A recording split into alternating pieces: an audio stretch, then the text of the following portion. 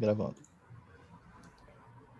Certo, bem-vindos então a mais uma aula do curso de Computação Gráfica 3D. Hoje, continuando o schedule do curso, eu vou falar sobre Differentiable Rendering. Então,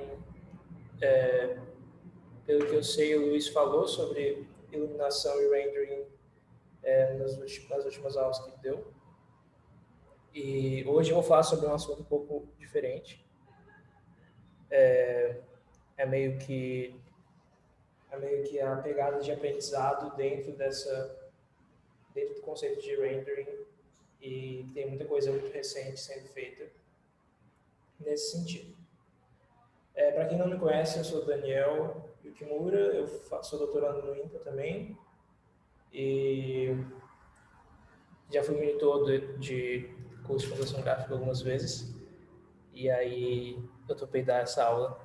Um assunto que eu já vi um pouco antes, e aí estudei mais uns métodos novos para apresentar para vocês hoje. Certo. Então, primeiro, só vou dar uma relembrada assim, né, no conceito em si. Só um E momentinho, Daniel, por favor. fala. Eu não sei se a sua tela, ela tem um formato diferente. É tipo um tablet, é? Por quê? Porque assim, para mim aqui ela não está ocupando o espaço inteiro, ela está como se estivesse na Ah, vertical. deixa eu ver.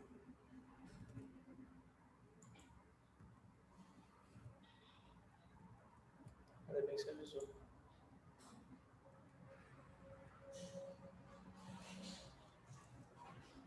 E agora? Agora tá. Tô Vamos vendo ver. as duas. Isso, ótimo. Assim, dá para Tem ver alguma como coisa se fosse estranha. duas telas separadas, né? Pera, Estão se eu juntando. vou descompartilhar e compartilhar rapidinho. Tá Tá? bom.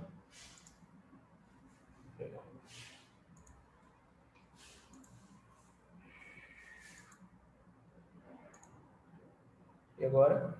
Parece Agora normal? tá perfeito, normal. Tá. Ok. Vamos lá. Certo. Então, eu vou começar motivando a ideia de differentiable rendering. Então, primeiro vamos lembrar qual é o objetivo de renderização. Então, a gente tem, em geral, parâmetros de uma cena. Então, a gente vai ter várias coisas que descrevem a cena. Então, pode ser. Então, a gente vai precisar de uma câmera, de uma posição de câmera, a geometria dos objetos que compõem a cena, materiais, iluminação. Então, todos esses parâmetros que a gente conhece, que a gente precisa para escrever uma cena. E aí o objetivo de rendering é, através da imagem capturada por essa câmera, então realmente simular o que essa câmera está vendo, como se fosse uma foto, mas simular todo o momento de luz, sombras, esse tipo de coisa. Então esse é o processo de rendering como a gente conhece. A gente quer criar uma imagem, uma foto da cena que a gente está descrevendo. Agora, qual é o por que a gente quer differentiable rendering? Então, para que a gente gostaria que esse processo fosse diferenciado? Então, a resposta, digamos, mais talvez óbvia, é que a gente quer um certo feedback desse processo.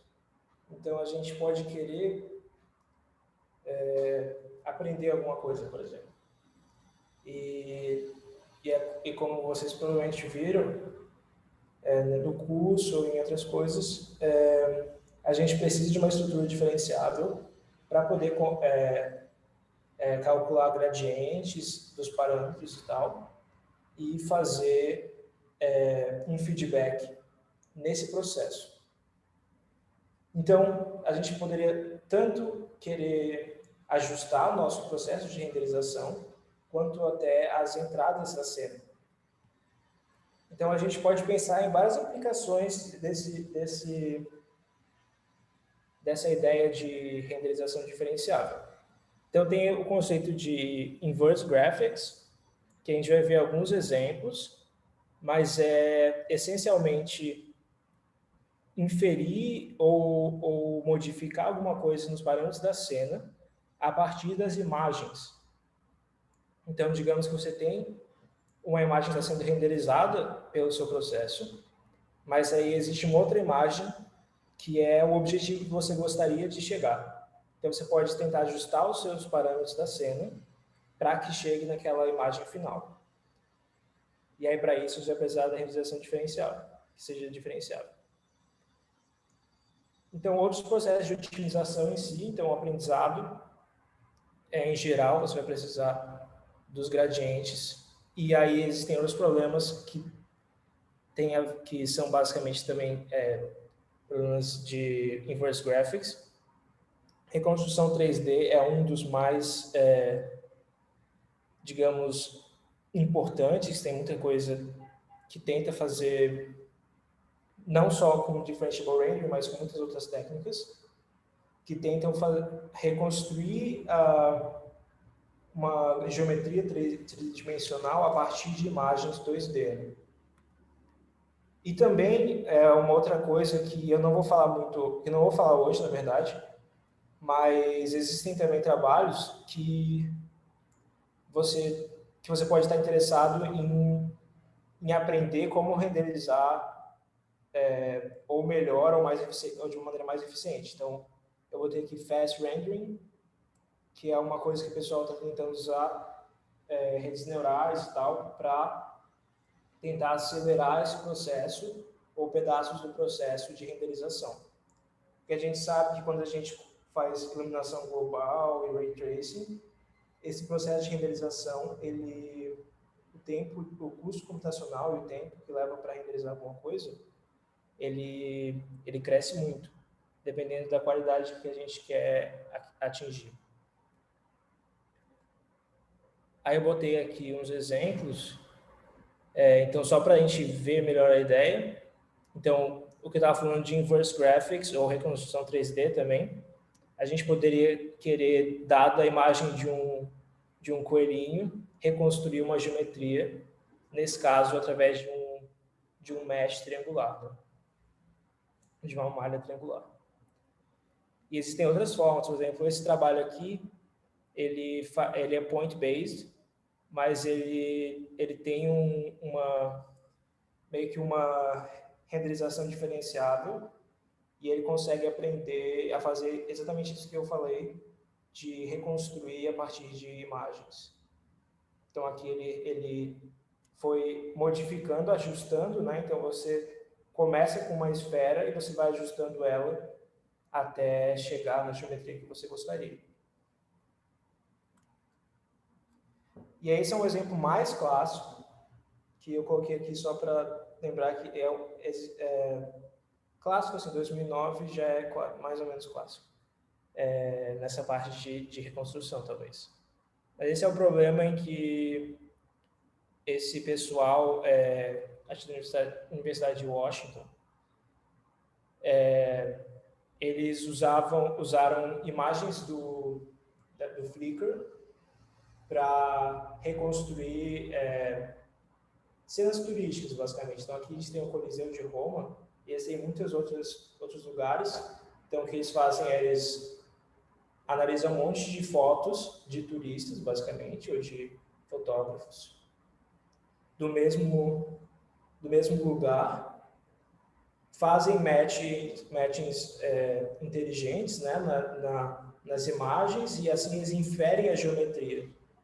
Então, é um problema de reconstrução mais clássico, né? Você tem várias imagens, você tenta inferir a geometria a partir de matchings das imagens e de pontos nelas. Um pouco parecido com Structure from Motion também. Então, tem esses problemas de reconstrução mais clássicos que estão sendo estudados há muito tempo. E aqui eu coloquei dois que são mais recentes, e um eu vou falar, que é o IDR no final, Essa foto do de cima, aqui, o GIF do de cima, é do Nerve, que eu acho que o Alisson deve falar em algum momento nas aulas de laboratório, que são o que eles chamam de Neural Renderers. Então, são renderizadores neurais, no sentido que você vai utilizar redes neurais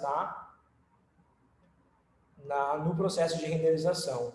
Então, você poderia... Então, é uma coisa que a gente vai ver hoje também, que nessa escolha de como tornar um renderizador diferenciável, você tem tanta opção de criar uma maneira, um pipeline de renderização que os componentes sejam todos diferenciáveis, e aí usar diferenciação automática, uma coisa assim. Ou você pode substituir partes por redes neurais, que são, digamos, algumas caixas pretas. Então, você meio que pula etapas que você talvez não conseguisse transformar em diferenciável, e aí você acrescenta uma rede neural que vai ser diferenciável por natureza, e aí você vai tentar ajustar ela para ela funcionar bem. Certo. Então, essa meio que é a motivação, e aí a gente vai entrar no primeiro, digamos, tema maior de hoje, que é um dos métodos de fazer differentiable rendering. Então, existem muitos métodos, e vai variar muito de qual é a sua estrutura da cena, a estrutura dos dados ou da geometria que você tem. Então, você pode ter malhas triangulares. Então, por exemplo, esse trabalho que a gente vai falar agora, nessa primeira parte, vai ser sobre malhas triangulares. Mas você poderia ter geometria definida por voxels ou nuvem de pontos, outros tipos de malhas. E a gente vai ver a gente poderia ter superfícies implícitas, que é o que a gente vai ver no final também. Então, a forma como você faz renderização depende muito da sua estrutura de dados, com certeza. E nesse caso aqui, a gente vai meio que ajustar o Ray Tracing com Monte Carlo para que ele se torne diferenciado. Então, vai ser uma coisa que a gente não vai usar redes neurais, por exemplo, e vai ser algo mais focado em ajustar os parâmetros da cena mesmo. Então, um programa de Inverse Graphics mais clássico. Então, aqui o exemplo que eles dão, o que eles têm tem uma foto, que é essa segunda imagem, né? Aqui é com uma fisheye e tal. E aí, o que eles têm é um modelo 3D aqui, só que ele é uma cena, então tem a descrição da cena, mas os parâmetros não estão totalmente corretos. Então, ela não é a mesma imagem, então, vocês podem ver. E aí a pergunta é o que você pode fazer nos parâmetros dessa cena para ajustar eles e chegar na imagem que você quer. Então, aqui eles mostram o resultado deles, que eles usam os gradientes. Entendeu? Então, aqui os gradientes a partir dos parâmetros da câmera. Então, eles vão ajustar a posição da câmera, vão ajustar os materiais também, a forma a contribuição de como é a distribuição na BRDF e tal dos materiais, e as fontes de luz também. Então, a gente vai ver como ajustar todos esses... Então, o que eles fazem? Eles usam esses gradientes para ajustar os parâmetros dessa cena e, basicamente, conseguem reconstruir exatamente uma visualização quase que exata da fotografia real. Então, muito interessante, né? Tipo, é uma forma de você calibrar a sua visão de uma cena tridimensional para que seja fotorrealista no nível que você deseja. Então, essa é a ideia do trabalho deles. E não sei eu não botei o link aqui, mas depois eu posso passar, talvez esteja em algum momento do trabalho. Mas esse é o título, é um trabalho de 2018. Aí, antes de explicar exatamente como funciona o método, eu vou só relembrar Ray Tracing com Monte Carlo, só por cima, assim, que eu acho que vai ser o suficiente para vocês pegarem o método, que não sei exatamente como o Luiz ensinou também, então, tentar só dar uma ideia. Então, certo, eu estou falando aqui de iluminação global, né? Que é, digamos, o que você realmente deseja quando você renderiza uma imagem, certo? Porque você tem várias formas de renderizar. Agora, o quão realístico você deseja vai ter mais coisas que você vai ter que levar em consideração. Então, você poderia, no seu processo de renderização, fazer uma renderização mais simples, que não tem iluminação global. Então, pode ser uma rasterização mais simples, ela não teria as sombras suaves, né, que você gosta. Você não tem as iluminações indiretas. Então, geralmente, sombras são totalmente pretas, não é uma sombra suave que, por exemplo, a luz pode bater em outras superfícies e iluminar a parte da sombra. Então, é isso que você quer, em geral, para ter algo mais fotorrealístico. É que você tenha realmente essa iluminação global. Então, é como se você realmente estivesse tentando simular a realidade, digamos.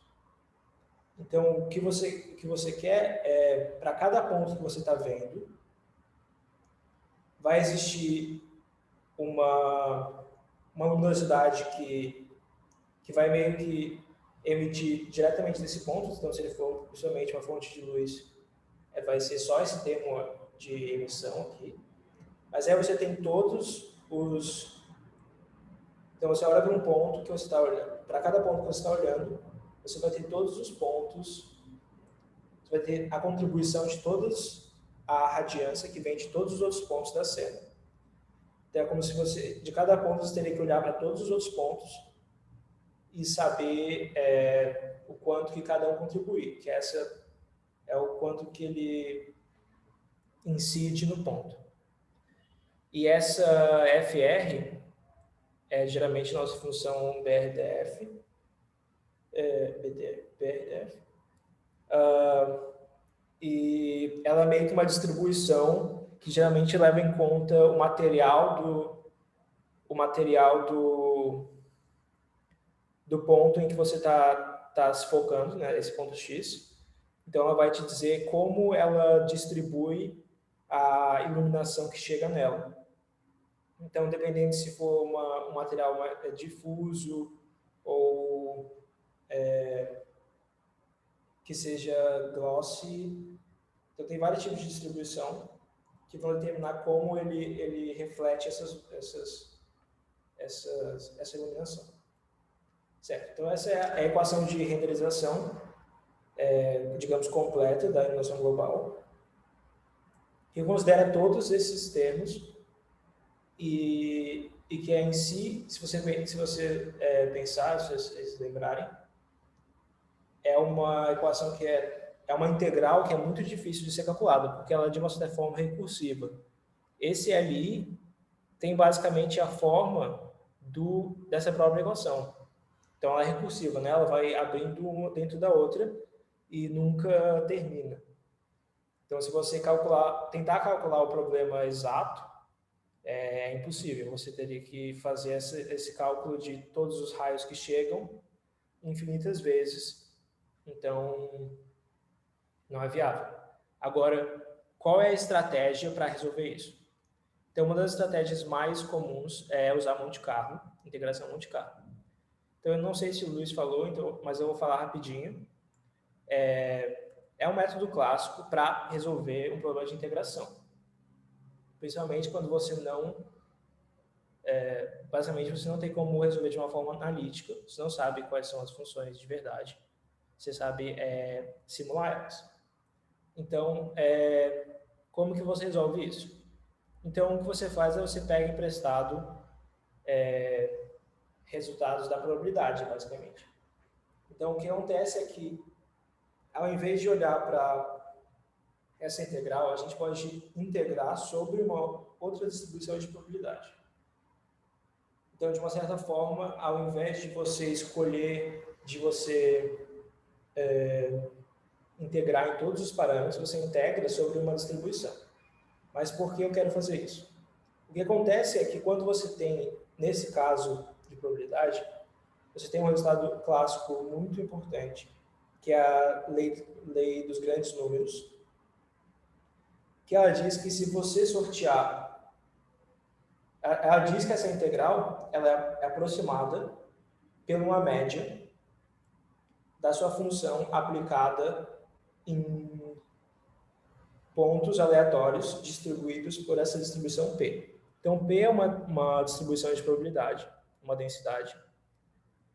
E aí você pega N amostras independentes. A média delas vai convergir, quando N cresce, para essa integral. Esse é o resultado da lei dos grandes números. Converge e com uma variância controlada e tal. Então, é um resultado muito importante e é a base do onde K. Agora, como é que a gente usa isso, no nosso caso da integração, sem essa distribuição P de x, né? E é um truquezinho simples, de uma certa forma. Então, a gente escolhe alguma distribuição, então poderia ser uma distribuição uniforme, não necessariamente é a melhor distribuição. E aí você pode ver que isso é equivalente a você ter a esperança de f de x sobre a densidade aplicada em x. E aí você pode aproximar usando a lei dos grandes números. Então, essa vai ser o Monte Carlo, a integração Monte Carlo que a gente vai estar usando, que as pessoas usam em geral. Então, você tem uma distribuição que você vai sortear esses xi, e aí você vai fazer uma média de f de xi sobre essa densidade aplicado ao xi, as amostras que você fez. Então, ao invés de fazer a integração, você tira várias amostras. Então, aqui é um exemplo, essa imagem. Então, aqui é um exemplo que você poderia resolver com contagem, na verdade, né? Mas, no nosso caso, é um caso mais geral. Então, você vai, basicamente... A gente vai ver aqui agora. A gente vai, basicamente, pegar direções aleatórias, dadas por alguma distribuição P, e a gente vai fazer essa média ponderada, por esse P, em todas essas distribuições. E isso vai aproximar a nossa função. É claro que tem uma certa dificuldade, porque você ainda tem essa recursividade, certo? Para cada direção aleatória, você vai bater em algum ponto, e desse ponto você pode precisar fazer o mesmo processo. Então, o que geralmente é feito é o path tracing. Então, você vai ter esses caminhos, né? Então, você vai bater em um lugar, vai para outro. E aí você pode escolher não fazer isso infinitas vezes.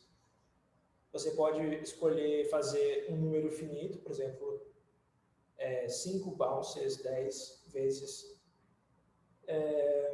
E existem maneiras muito mais espertas de fazer também path tracing. Então, você pode sortear o caminho inteiro ao invés de em cada ponto que você bater. Você também pode, ao invés de ter um número determinado de bounces, você pode ter meio que uma maneira aleatória de saber quando parar, ou quando já é o suficiente. E esse suficiente, quando você para, é que você usa, basicamente ignora que você tenha a radiância de outras fontes, e você considera como se fosse uma fonte de iluminação. Então, tem muitas maneiras de fazer path tracing com Monte Carlo. Então, é só relembrando como funciona. E aí a gente vai para o método deles, que vai fazer esse path tracing, vai usar path tracing, mas vai transformar em alguma coisa diferenciável. A gente vai ver por que não é diferenciável. E a gente vai usar, vai ser então Monte Carlo path tracing. E como a gente vai resolver esse problema de diferenciabilidade é usando esse edge sampling. Então, só lembrando aqui o problema a gente tem os parâmetros, que eu vou chamar de phi aqui. Aí a gente vai renderizar usando o path tracing e a gente vai ter uma imagem I. Aí dessa imagem I, a gente vai querer calcular alguma função escalar sobre a imagem. Então, alguma medida sobre a imagem. Então, por exemplo, se a gente estivesse naqueles problemas de fazer um matching das imagens, podia ser uma função de perda. Podia ser para que as imagens sejam iguais, uma função de distância entre os pixels, por exemplo. Então, f é uma escolha arbitrária, uma função que você conhece. E aí a gente está interessado em fazer a diferenciação e fazer esse backpropagation. Né? Agora, como a gente vai fazer isso? Certo, então a estratégia que eles usam é quebrar a nossa integral em duas. Então aqui é uma simplificação da integral da parte difícil, tá? Que é só, dado um ponto, eu tenho a integral de todos os pontos M na minha cena, tá? E integrado, né, pela relevância desses pontos. Então, essa A é uma medida de área, digamos. Então, você vai sortear pontos dependendo da área dos objetos. E é uma integral da iluminação que chega no seu ponto P a partir desses pontos M. Então, é isso que a gente quer que seja diferenciado. Então, como a gente vai fazer isso ser diferenciado? A estratégia é quebrar em duas partes. Uma parte suave, diferenciável, e a parte descontínua, a parte que tem problema. E aí a gente vai fazer o quê? Na parte suave, a gente vai usar o método tradicional, que já é diferenciável, tá? Com autodiferenciação. No caso deles, autodiferenciação, como eles fazem? Eles basicamente usam PyTorch. Então, PyTorch, além de ser uma biblioteca para fazer deep learning, ela tem esse formato, essa funcionalidade de autodiferenciação, certo? Qualquer operação que você usa nela, ela vai criando, né, um grafo de dependências que você consegue calcular os gradientes usando backpropagation, basicamente. Então, se você programar a parte suave dentro do PyTorch, então todas as imagens, os parâmetros da cena, as suas malhas vão ser tensores do PyTorch. E aí você vai programar a sua renderização suave ali dentro, com Monte Carlo Ray Tracing. E aí isso vai ser automaticamente diferenciável. E aí, qual é o problema? Por que nem tudo é suave e diferenciável? Os pontos que a gente vai ver que não são diferenciáveis, que basicamente pelo nome vocês conseguem ver que é nas arestas. O problema são as arestas, as silhuetas dos materiais, certo?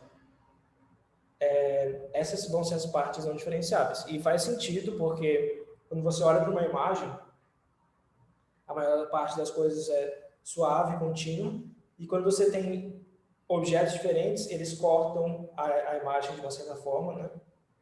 Então, eles criam essas silhuetas que não são suaves, são não diferenciáveis, elas são uma quebra. Então, essas vão ser as partes não diferenciáveis, que a gente vai ter que calcular de maneira diferente. Certo. Aí, antes de tudo, só as hipóteses que eles fazem eles vão trabalhar só com malhas triangulares, que já foram pré-processados para não ter triângulos um entrando dentro do outro, né? Eles não consideram fontes de luz pontuais, porque em Ray Tracing em geral isso é bem mais difícil. Não faz muito sentido em Ray Tracing usar fontes pontuais, né? Porque você nunca realmente acerta na fonte pontual se você está usando Monte Carlo, por exemplo. Né? Você está usando uma direção aleatória, você nunca acertaria um ponto só, um ponto infinitesimal. E eles não consideram superfícies perfeitamente especulares. Então, que tem uma transparência perfeita, né? Certo. Transparência e reflete só para um lado. Aí eles vão contar essa história, resolver esse problema de duas formas.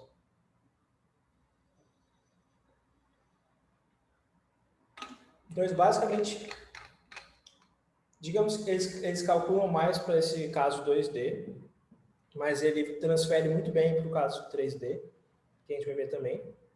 Mas dá para ver talvez mais facilmente o que eles querem fazer. Então, a ideia então esse aqui é meio que uma mostra do que eles querem dizer com area sampling e edge sampling e onde eles estão interessados. Então, quando você tem oclusões, então, digamos que aqui é a área, você projeta. Então a gente está trabalhando no 2D.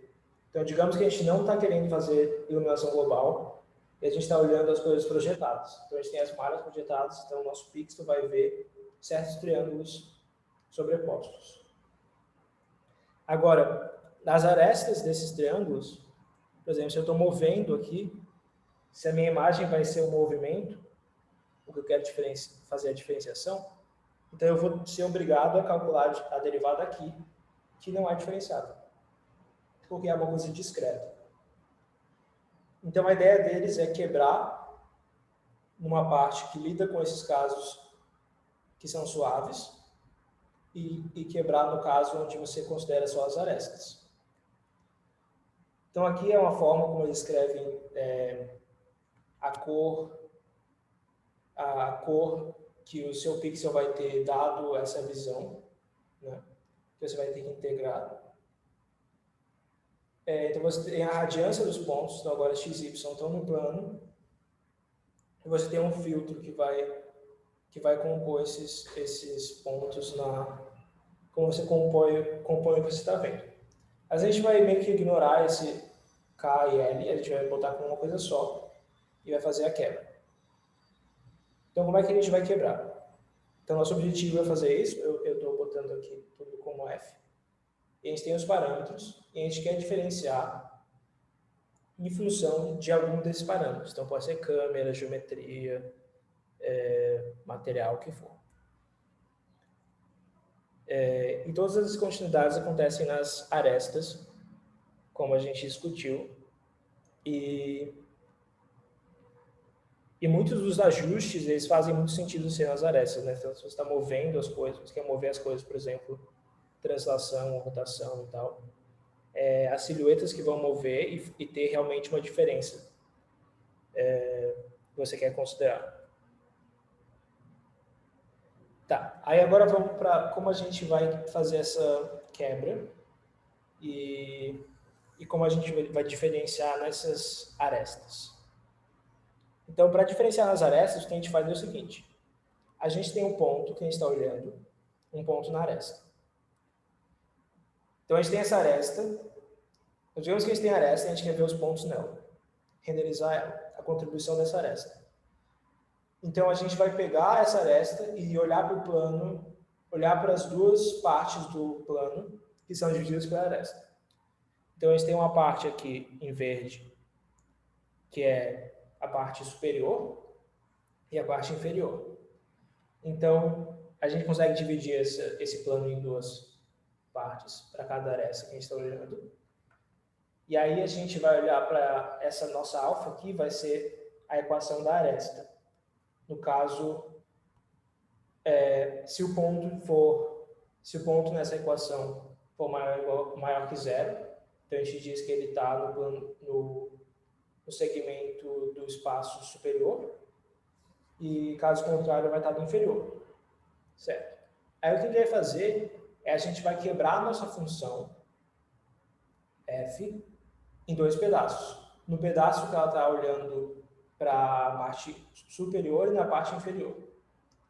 Essa θ aqui é a escolha da notação do artigo, mas é só a função step, então ela é zero quando o que está dentro dela é negativo, e 1 quando é positivo. Então, basicamente, aqui é 1 quando está em FU e 0 quando não está. Aqui é um abuso de notação, né? FU é tanto plano quanto a parte da F. Mas tudo bem. Então, a gente vai quebrar em dois. E aí, o que acontece? Quando a gente quer... e o detalhe é que F de U... Certo? Quando a gente não está numa aresta, então, para pontos da aresta, FU e FL vão ser diferentes. Certo? Então, você está olhando uma coisa aqui na frente e uma coisa atrás, por exemplo. Então, FU e FL vão ser diferentes. Agora, para pontos da parte suave, ele vai ser a mesma coisa. Então, está vendo aqui, nesse caso aqui, o ponto que está aqui não tem nenhuma contribuição, porque o FU e o FL são o mesmo para esse ponto em específico. Para esse ponto aqui, não. Para esse ponto tem uma mudança. Então, aqui é a equação da aresta que eu falei, escrita explicitamente. Então, se eu tenho dois pontos que são a aresta, eu posso calcular qual é a reta que divide eles, né, que divide o plano. E aí o que eu posso fazer é olhar para todas as arestas que eu vejo para o meu pixel. Então, o meu pixel vai ver certas arestas que eu vou ter que integrar. E aí eu vou quebrar... Aí eu vou quebrar a F nesses pontos para cada aresta que eu estou olhando de triângulos que eu estou vendo no meu pixel. Então, basicamente, para cada corte, eu vou somar uma parte diferente da F para o meu ponto, dependendo de onde ele está. Certo? Então, tudo bem, dado isso, o que você pode fazer você está interessado em cada termo dessa soma aqui. Então, a integral desse f vai ser a integral dessa soma. Certo? E aí eu posso integrar cada termo, que vai me dar a integral inteira. Então, como é que é a integral de um termo desse cara? Então, agora que a gente vai quebrar em dois, porque a gente consegue fazer essa derivada... Então, essa é uma maneira meio direta de você ver o que é, porém, a computação mesmo, que o próprio artigo não faz, seria um pouco mais complicado se você fizer matematicamente de uma maneira rigorosa. Mas o que acontece a parte que realmente...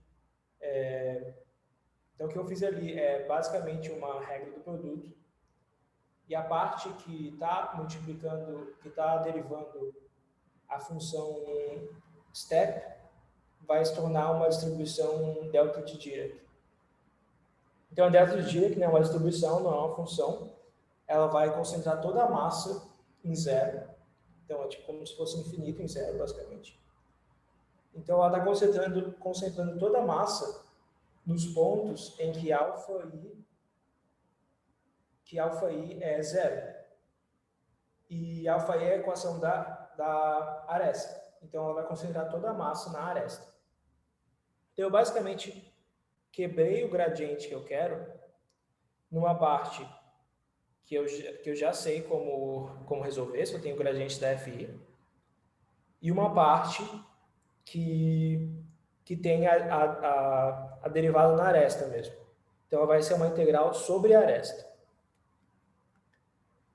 Certo? Então, é a parte suave e a parte descontínua. Agora, o interessante é que você pode reescrever essa parte descontínua. Como eu falei, ele concentra a massa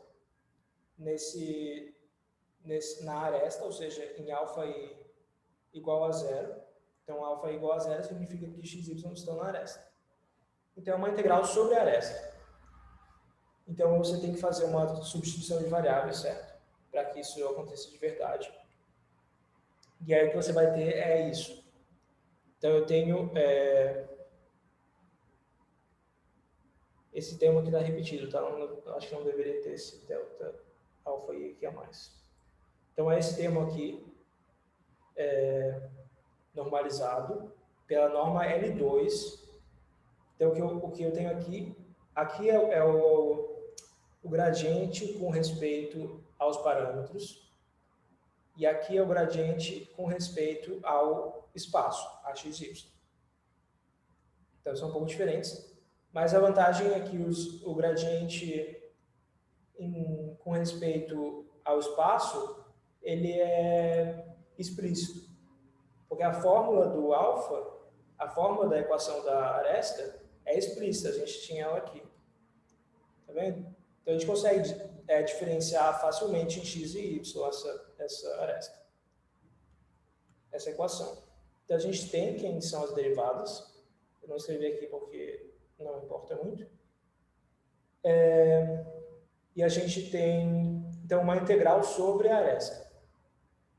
Então, como é que a gente faz uma integral sobre a aresta? Aí, aqui a medida mudou para a medida do... Então, a gente tinha a medida do espaço. E como a gente está integrando só na aresta, e o delta J que nos dá isso, a gente vai ter uma medida sobre o tamanho, a distância, dentro dessa aresta. Então, como a gente tem uma integral na aresta, o que acontece com o Monte Carlo é o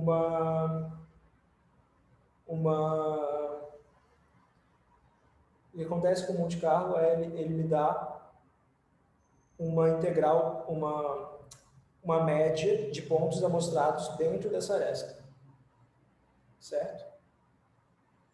E aí a gente vai ter essa estimação de Monte Carlo no final, que vai ter o tamanho da aresta e a probabilidade de eu selecionar aquela aresta. Ok?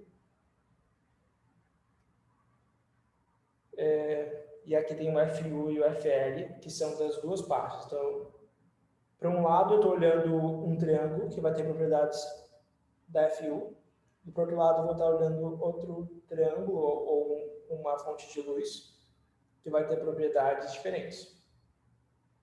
Então, esse é o nosso novo Monte Carlo. Então, o que a gente tem é que a gente vai ter aquele Monte Carlo que a gente viu antes, suave, né?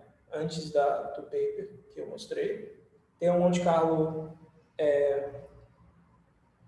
Carlo conhecido, usual, que vai fazer uma média sorteando direções ou pontos, né, na nossa cena. E a gente vai ter uma outra média que vai sortear dentro de arestas. Agora, como eu falei, isso é em 2D. Como a gente passa para 3D? Vai ser bem semelhante.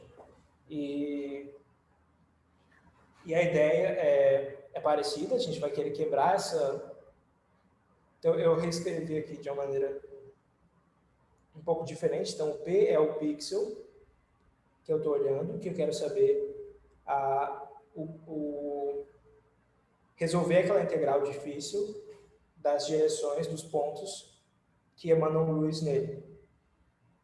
Então, o quanto de contribuição do ponto M para o ponto P é esse H.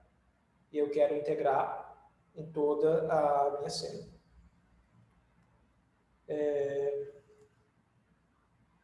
Então, como a gente vai fazer isso em 3 dimensões? Então, agora a gente não está mais na projeção, a gente está em 3D, então a gente tem um pontinho, e a gente tem as coisas saindo dele. Só que a gente vai ter arestas no meio do caminho. Então, para onde ele está olhando, vai ter arestas dos triângulos, e é isso que a gente quer analisar. Esses triângulos que vão contribuir para o gradiente de uma maneira diferente. Como posso... Certo. E eles vão contribuir de uma maneira diferente do que a gente viu antes. Então, agora a gente vai ter iluminação global. Então, eles vão, em vez de você simplesmente projetar, você vai fazer uma contribuição diferente. Você vai considerar tudo que meio que está passando por ele. Então, como é que a gente faz? Eu vou mostrar uma figura no próximo slide. A gente tem uma aresta em 3D, que tem pontos V0 e V1. E a gente quer calcular, agora a gente vai querer calcular, então a gente vai querer quebrar em dois lados. Como a gente vai quebrar esses dois lados? O que a gente vai fazer é, a gente tem um ponto e uma aresta, tá? Que está bloqueando o nosso caminho, digamos. Uma silhueta. Então a gente vai pegar esse V0 e V1 e vai criar o plano que passa nos três pontos V0, V1 e P. Tá? Então a gente vai olhar para esse triângulo cinza aqui, para os pontos desse triângulo. E então esse plano vai cortar nosso espaço em dois. Tá? E essa alfa vai fazer isso. Essa equação aqui vai me dizer se o M está de um lado ou do outro do plano que o P forma com V0 e V1. Tá? E aí esses dois lados eu vou quebrar em duas partes. Que nem eu fiz com o caso 2D. Então, ao invés de calcular M para todos os pontos da cena, eu olho para o H, para os pontos da cena que estão de um lado desse plano e os pontos da cena que estão do outro lado desse plano.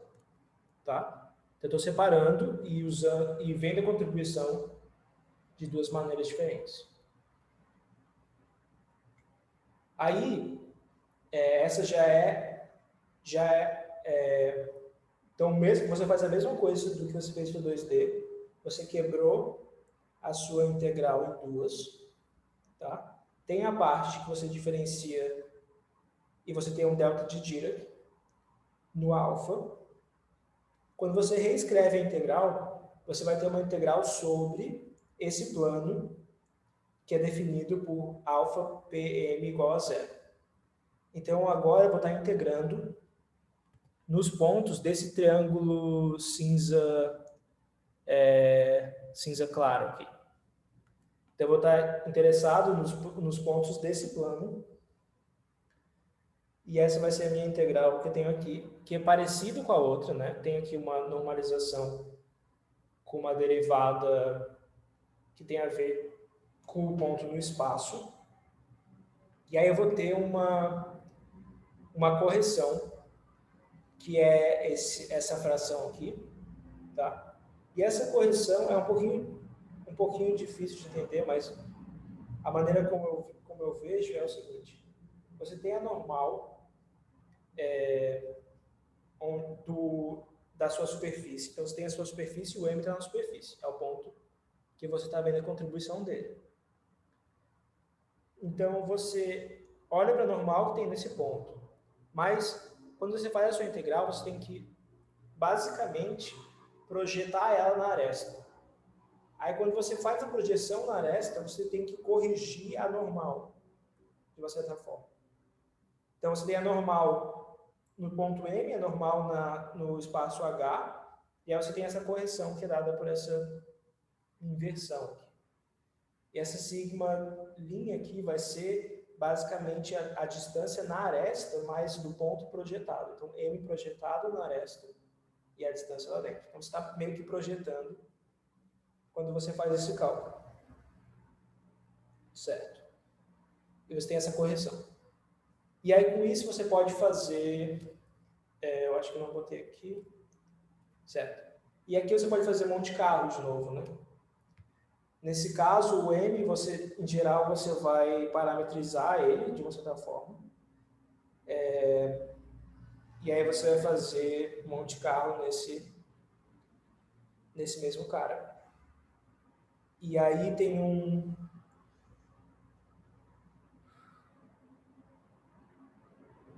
Certo, tem um cálculo de um jacobiano que você vai precisar. Quando você muda a parametrização, vai aparecer um jacobiano a mais. E o paper calcula, mas é mais conta, digamos, né? Para você fazer o sampling desses pontos M's que estão sobre a superfície projetados. Tá? Mas então é o mesmo princípio, só que você calcula uma fatia um pouquinho mais esperta, assim, e tem essa correção da normal. Tá? Ok? Então, assim a gente aprende a diferenciar sobre as arestas, tanto para a iluminação global quanto para o caso mais simples. Agora, uma coisa que o paper comenta, que o método, e de fato é uma dificuldade, é que agora, além de você ter toda essa complexidade computacional de amostrar pontos na cena, então escolher triângulos, e aí amostrar de acordo com a área deles, talvez, agora você tem que resolver uma outra integral, que você tem que amostrar arestas, tá? E nessas arestas, você tem que amostrar pontos dentro da aresta. Então, agora você tem, digamos, se você tem muitos triângulos, você geralmente tem milhões de triângulos, você vai ter 3 vezes mais arestas, por exemplo. Tudo bem que tem interseções, tá? Então é menos, bem menos. Mas ainda a mesma, uma proporção muito grande de arestas. A mais, é uma outra integral. E para cada aresta, você vai ter que amostrar dentro da aresta. Então, isso é meio problemático.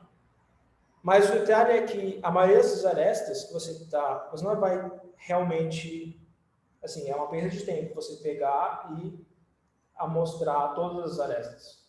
Você só quer as arestas que são de silhueta. As únicas que te dão alguma coisa mesmo são as arestas de silhueta.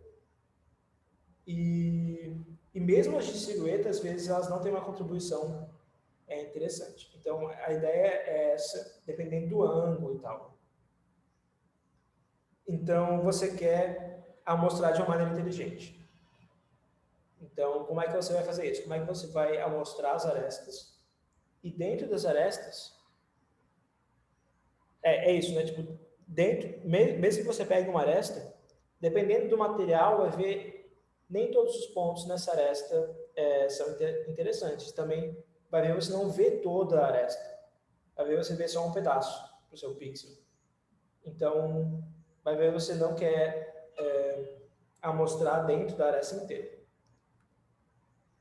Certo?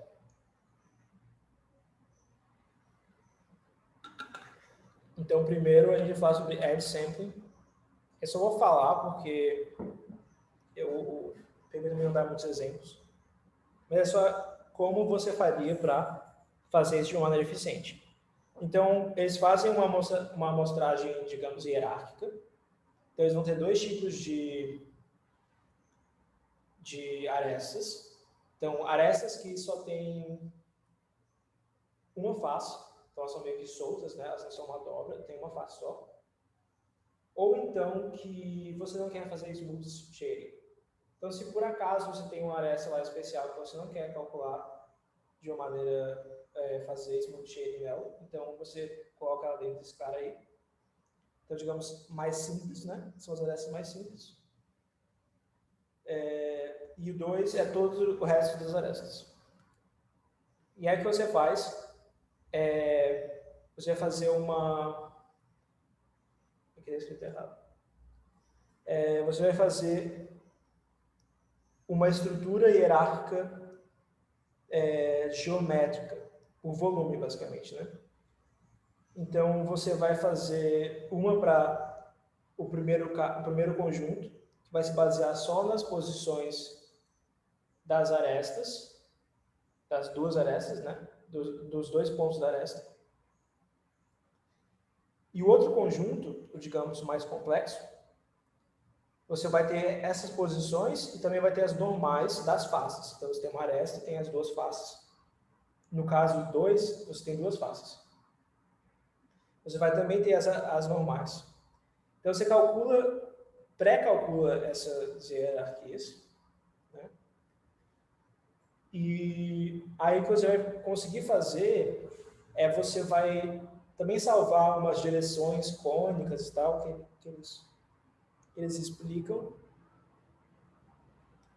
E aí você vai conseguir eliminar mais facilmente, digamos,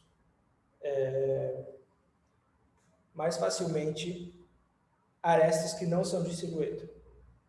Ok? Então, quando eu falo que hierarquia por volume, vai ter uma estrutura, tipo uma cadeia tree ou coisa do tipo, volumétrica, que vai dividir o espaço de maneira inteligente. Então, você vai poder olhar para um pedaço, perguntar alguma coisa. Tenho aresta de silhueta aqui. Se tiver, eu posso subdividir e ver quais dos filhos daquele pedaço também tem arestas. E aí, assim, eu vou fazendo, né? Então, essa é uma amostragem inteligente que combina coisas meio clássicas, né? Agora, além de escolher as arestas, o que eles fazem dentro de cada aresta, eles pré-computam uma distribuição, basicamente uma distribuição, que vem da BRDF do material do triângulo, né? Então, você meio que tem uma distribuição que te diz quais são os pontos na aresta que são interessantes de serem amostrados. Certo? Então, se você pré-computa essas distribuições numa tabela, isso também vai tornar tudo muito mais eficiente. Você pode mostrar só os que são interessantes. Aí aqui eles mostram dois exemplos de usando e não usando importance sampling. E tem diferença para alguns casos vai ser bom e para outros casos não vai ser tão bom. Então, quando você tem textura, não vai ser tão bom, tá? Usar importance sampling pode atrapalhar mais que ajudar. Então, aqui o que ele fez é o seguinte. Aqui o coelho está movendo para cima, eu acho. Então, está vendo que o gradiente está meio que para cima. E aqui com o importance sampling. E aí você vê que o gradiente da sombra fica bem mais certinho do que sem. Só que quando você tem uma textura que ele quer mover a textura, ele está movendo a textura aqui dentro, aqui na frente. E aí quando você olha para o gradiente nessa parte, dá um zoom aqui, você vê que sem importance sampling, mas com uma quantidade boa de amostras, ele funciona melhor do que com importance sampling, na verdade. Então quando você tem mais uma textura se movendo, não é tão bom. Então essa é a conclusão deles. É melhor para casos desse tipo. Aí eu vou mostrar uns exemplos aqui. Eu só me pergunto se vai aparecer.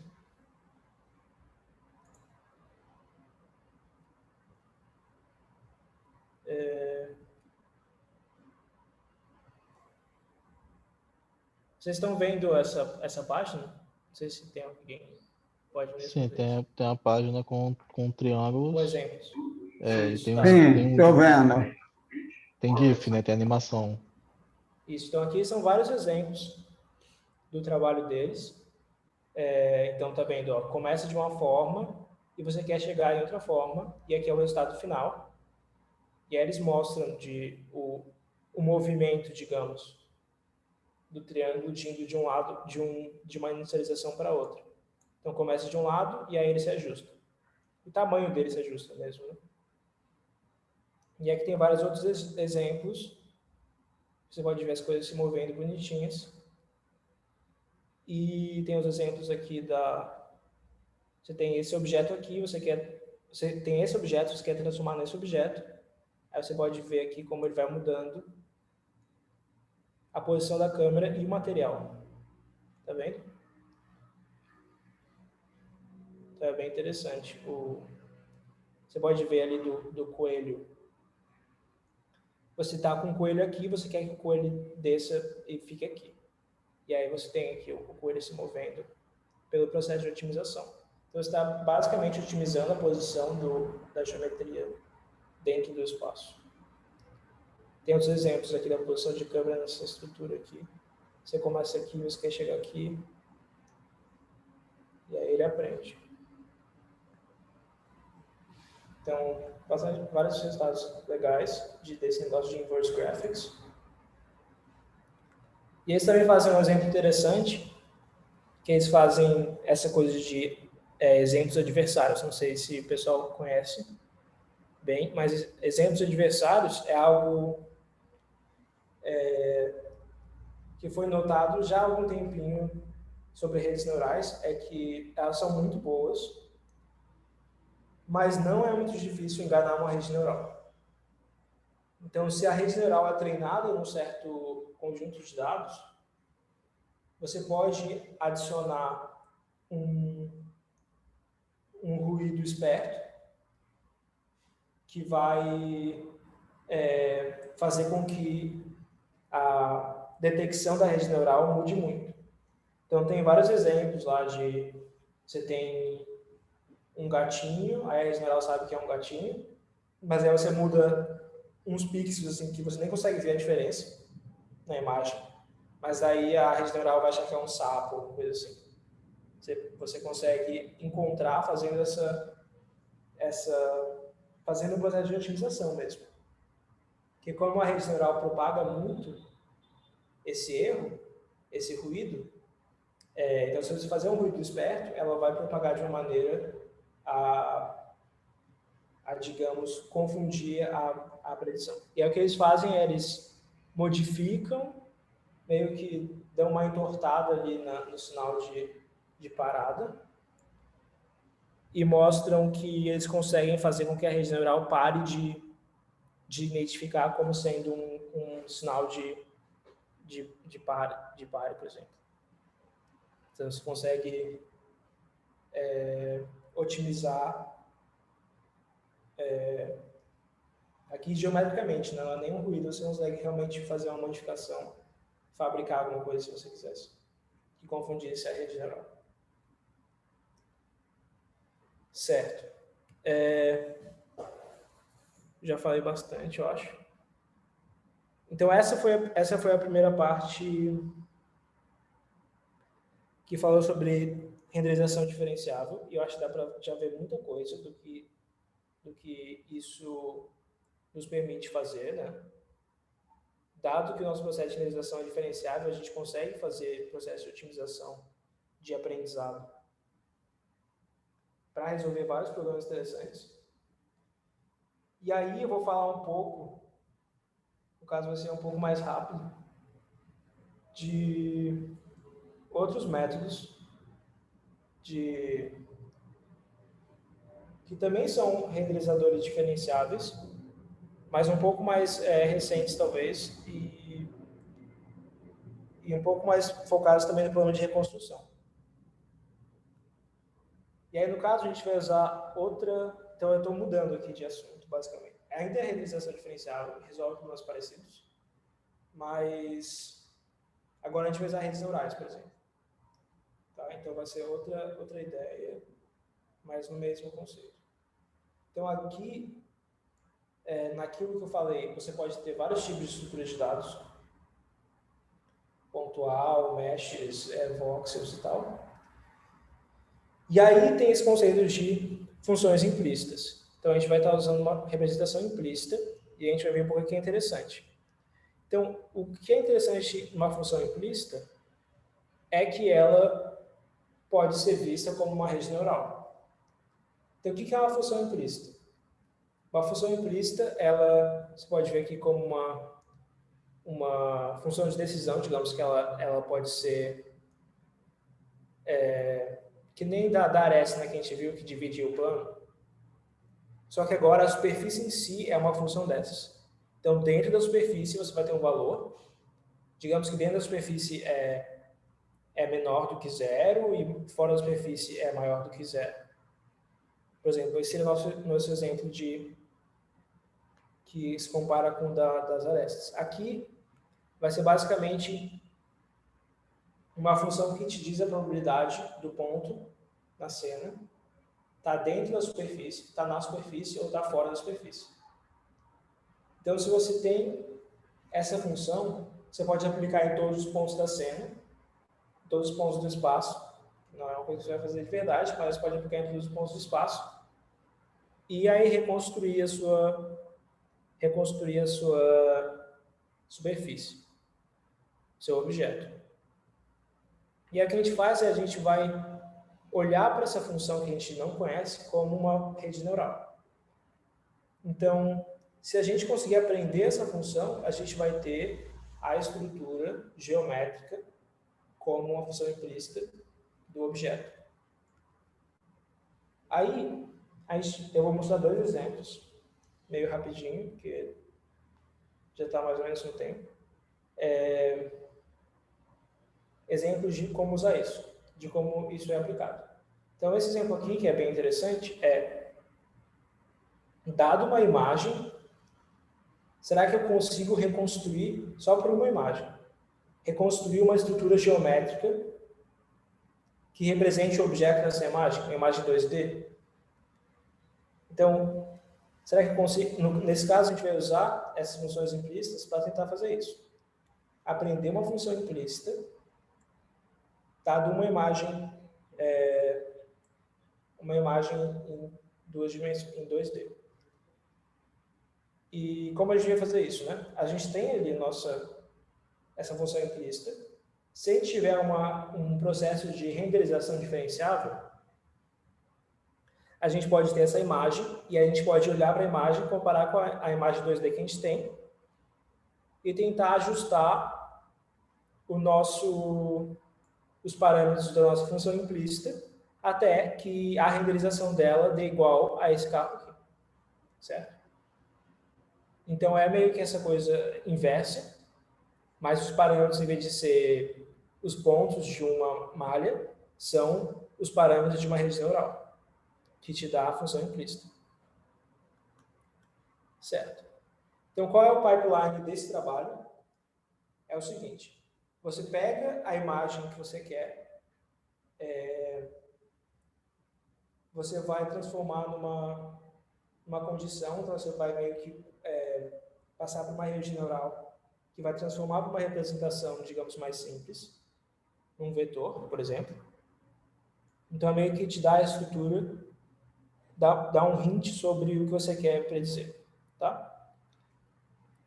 E aí, essa parte aqui vai ser a nossa rede de ocupação, que eles falam, que é essa rede que vai dizer se está dentro ou fora, vai ser a nossa função implícita. Então, para cada ponto, para saber se ele está na função implícita, eu vou passar por ele vai dizer se está dentro ou não. No começo eu não sei, mas eu vou acabar treinando, né? E ele vai ajustando para saber se está dentro ou não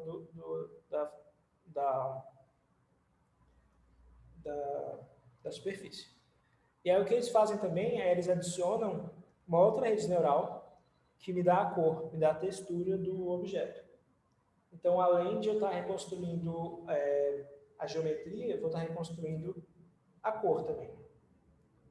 Dá para ver que é uma coisa bem mais não fotorrealista, né, nesse caso aqui, mas eu acho que esse trabalho mostra a ideia de uma maneira bem interessante. O pessoal desse trabalho estava interessado, basicamente, em sistemas inteligentes do tipo, por exemplo, um robô ou um carro autônomo e que ele tem, digamos, só uma visão 2D, né, de uma cena, e eles gostariam de saber se só com essa visão 2D a máquina conseguiria ter uma noção tridimensional sobre o objeto que ela está vendo. Então, não precisa ser uma noção perfeita, né, para eles, mas se você, por exemplo, olha um carro, você consegue inferir a dimensão desse carro no espaço. Então, você vai poder fazer alguma coisa com isso, vai poder desviar ou saber até onde esse carro vai estar. E para robôs também dá para entender qual é o objetivo. Aí, sobre o processo, né? Então, a gente tem uma renderização, tá? Que é simples. A gente está passando aí os pontos pelo plano da imagem. Então, a ideia é assim. Para superfícies simplistas, em geral, o que você faz você solta um raio, tá? Essa é a renderização volumétrica. Você solta um raio e aí você olha, você vai vendo pontos na nossa função f-θ, tá? Na hora que ele muda de dentro para fora, de fora para dentro, então você tem vários pontos, fora, fora, fora. Quando está dentro, aí você vai olhar, você estava fora antes, dentro agora. Aí você vai diminuindo esse tamanho até você ter a sua interseção. Então, esse P-chapéu é a interseção, tá? E eu vou ter uma outra raiz neural, que eu falei, a da textura, que eu vou aplicar ali, e aí eu vou ter a cor que eu quero. Então, eu acho P, aplico a raiz neural. Então, o f-θ, que eu tenho que aplicar nesses pontos, é uma rede neural, e a textura é uma rede neural. Tá? Então, o P é a primeira interseção. Certo. Uma desvantagem desse tipo de método é que você tem que aplicar uma rede neural em muitos pontos, né? Você tem que aplicar para cada direção que você está olhando, para cada pixel em direção que você está olhando. Você vai ter que aplicar a rede neural várias vezes. E não é muito barato aplicar uma rede neural. Assim. É barato, mas não tanto. Certo? Então, esse processo é custoso, na verdade.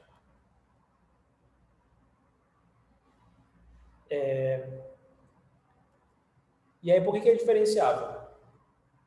É diferenciável porque, pelo menos a L, a função de perda aqui, que só compara as duas imagens, eu sei a derivada, uma derivada aqui da norma L2 só. E aí, a imagem, a derivada da imagem pelos parâmetros, vai aparecer a derivada com a textura, que é uma rede neural, então eu posso fazer backpropagation, então eu também sei. E o que faltaria é uma derivada desse ponto de interseção. Então, o θ meio que me dá a geometria, né? É da função paramétrica da geometria. E eu quero saber se tem essa derivada. E aí o interessante é que eles conseguem uma versão explícita para essa derivada. Então, a maneira como que eles fazem é eles olham para o raio, aí você tem a distância, aí você pode fazer a derivada aqui da distância em função do θ, aí você inverte, e aí você vai ter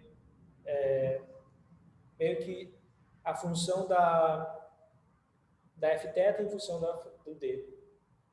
Então, meio que você consegue calcular essa derivada que te dá a derivada do P que você queria, que é o R aplicado nesse ponto aqui. Certo.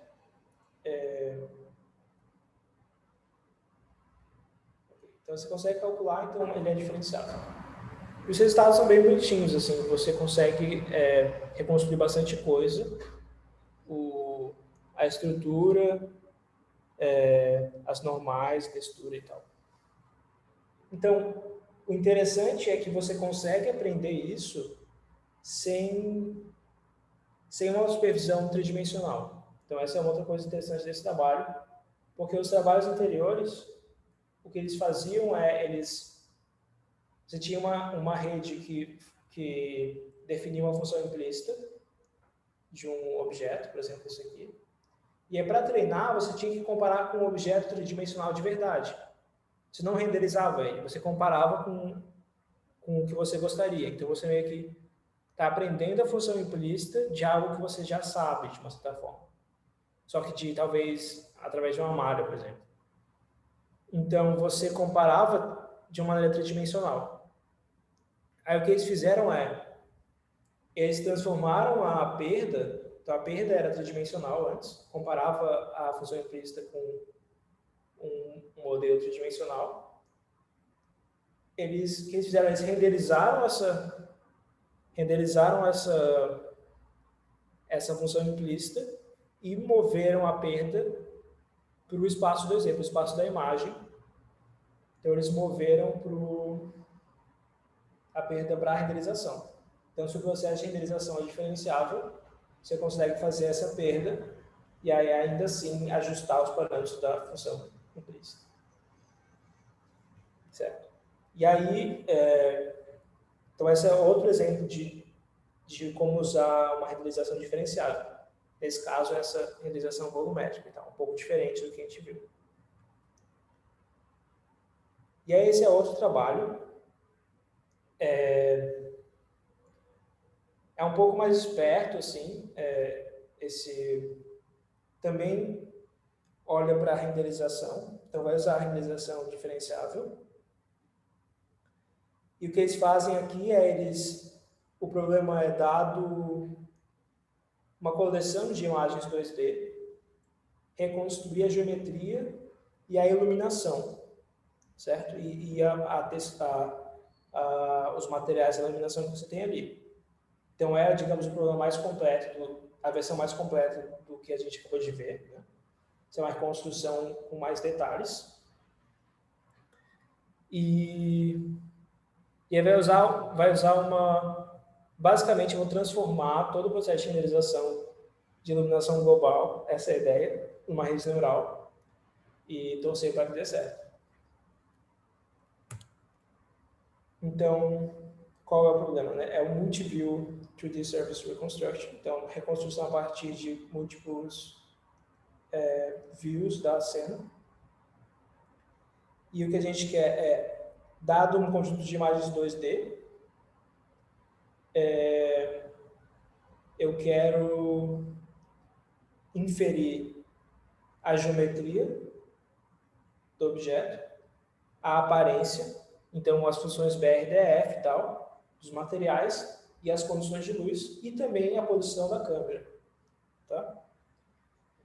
Então, na verdade, a posição da câmera vai ser meio que um ajuste das posições da câmera.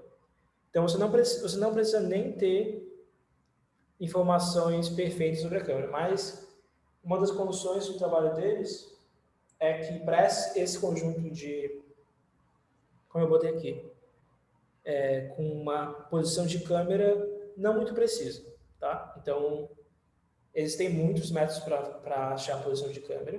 Então, se você tiver uma coisa que não é nem demorou muito para computar e tal, tá ok, assim, uma posição de câmera meio aproximada. E aí você quer recuperar a geometria e a aparência. Então, vai de novo usar uma função implícita, ok? Aqui eles estão usando SDF, que é a mesma coisa, sim, só que em vez de fazer uma probabilidade, é uma função de distância. Tá? Então, quão próximo ou quão distante você está da superfície que você está aproximando. Então, a geometria é, de novo, uma função implícita dada por uma rede neural. Tá? Eles vão usar essa regularização IGR aqui de um outro trabalho que ajuda nos detalhes, tá? Então, usa a função econal e tal, então ajuda em detalhes. E isso é mais para a função de perda. E aí, o que eles fazem a renderização deles é um pouco mais completa, digamos. Então, como é que funciona? Você joga um raio, né, de novo, que passa por um pixel. Então, tem um pixel P, e esse é o pixel que eu vou acabar tendo que comparar depois, né, com a minha imagem. Então, eu tenho a posição de câmera com parâmetro tal ali, que eu vou poder ajustar. Então, eu tenho um raio que pode ser escrito dessa forma, é o raio que vem nessa direção V. E aí eu vou olhar para o X chapéu, que é o ponto de interseção desse raio com a minha superfície da geometria, tá? Então, é isso que eu estou tentando ver. Aí o que eles fazem eles vão pegar, então tem esse parâmetro de aparência, tá? Certo. Então eu vou olhar para normal da superfície, que vai estar parametrizado pelo θ da superfície implícita, né? Vai mudar com a superfície implícita. E tem esse parâmetro que é, digamos, esperto, que eles colocaram, que é o seguinte: você não só depende da direção, porque se você está tentando modelar um light fuse, né, você teria que chegar lá no ponto. Não dependeria só do ponto e da normal dele, dependeria também do resto, né, do resto das coisas que vão incidir naquele ponto. Então, o que eles fazem eles têm um Z, que é um feature global, tá, que eles carregam na arquitetura. Então, é como se fosse uma representação da geometria global. E aí eles usam isso como uma entrada. Então, é como se, para calcular o light field naquele ponto, você olha para a normal, a direção que você chegou e uma noção global de tudo. E aí esse M é o que eu vou querer que seja uma rede neural. Então você vai transformar o seu light field inteiro numa rede neural, basicamente. Então essa é a arquitetura, tá? Então o que eles usam? Eles provam esse leminha que dá uma fórmula explícita a partir da função f, que é a função da geometria implícita. Então eles conseguem achar a interseção de uma maneira explícita. Então eles fazem um cálculo lá, diferenciam essa f e conseguem encontrar exatamente, dado você estava em θ 0, tal 0, você encontra a sua interseção. Então você põe isso ali dentro do programa meio que já explicitamente pronto. Então você tem essa aqui, que é a rede neural da função implícita. Aí você vai calcular esses caras aqui, né? E vai ter aqui um vetor global uma última camada aqui menorzinha para criar um vetor global sobre a geometria. E isso vai entrar como entrada para o renderizador, para o Neural Render. Que a gente falou, agora o nosso renderizador é completamente uma rede neural. Então a gente vai ter aqui a direção, o ponto de interseção na superfície e a normal. E esse cara global, isso vai nos inferir a cor no ponto para o pixel que a gente está olhando. Tá? Então a gente substituiu tanto a geometria quanto o renderizador por redes neurais. Agora, então isso basicamente eu já falei qual é o método deles. Eles comentam bastante porque uma das ideias deles era ser capaz de separar as partes da aparência também. Tá? Então, eles gostariam que a rede neural não aprendesse a geometria e a aparência dependendo uma da outra. Então, eles vão dar condições, porque, olha, eu tenho essa equação inteira, né, que é o que eu queria aproximar, e eu estou aproximando tudo isso para uma função M0, uma função que vai ser a minha rede neural, né, no final. Mas será que eu consigo, dessa M aqui, desentangle, né, que eles falam, tipo, separar ela e achar as características separadamente dos pontos? Então, eles dão algumas condições sobre, talvez se tiver mais informações sobre a normal e tal. E aí eles conseguem para alguns casos. Mas é claramente não garantido que você consegue fazer esse desentangle. É meio que você está pedindo bastante da rede neural que ela aprenda a coisa de uma maneira inteligente, sem decorar tudo, né? Então, é uma classe de rede neural. E eles têm resultados bem legais. O nível de detalhe é muito maior, né? E você consegue tudo usando a rede neural. E é um trabalho interessante. E aí eles conseguem até fazer esse desenterrômetro um pouco. Dependendo do... É um caso um pouco mais artificial, no certo sentido. Mas eles mostram aqui um exemplo de trocando, né, o material de um para o outro e tal. E a iluminação. E era isso. Agora eu vou estar aberto para perguntas. Então a gente viu diferenciação, renderização diferenciável de duas formas, né? A forma, digamos, sem redes neurais, mais direta, em que a gente transforma o processo de ray tracing em algo diferenciável. E a gente viu a outra forma, uma das outras formas, que a gente substitui partes desse processo por redes neurais. E vai existir muitos outros métodos que estão aparecendo, para tanto para essas coisas de reconstrução, mas também para, por exemplo, como eu falei, para criar renderizadores mais rápidos. Você vai ter renderizadores diferenciáveis que são redes neurais e que vão ser muitas vezes mais rápidos que um renderizador normal. Então, essas tecnologias estão avançando aí uma atrás da outra.